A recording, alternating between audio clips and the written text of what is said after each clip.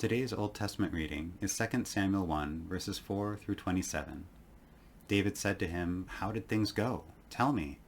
He answered, "The army fled from the battle, but also many of the army fell and died, and Saul and his son Jonathan also died." Then David asked the young man who was reporting to him, "How do you know that Saul and his son Jonathan died?" The young man reported to him, said, "I happened to be on Mount Gilboa, and there was Saul leaning on his spear, while the chariots and the horsemen drew closer to him. When he looked behind him, he saw me and called to me. I answered, 'Here, sir.' And he said to me, 'Who are you?' I answered him, 'I am an Amalekite.' He said to me, 'Come, stand over me and kill me, for convulsions have seized me, and yet my life still lingers.' So I stood over him and I killed him, for I knew that he could not live after he had fallen. I took the crown that was on his head and the armlet that was on his arm, and I have brought them here to my lord."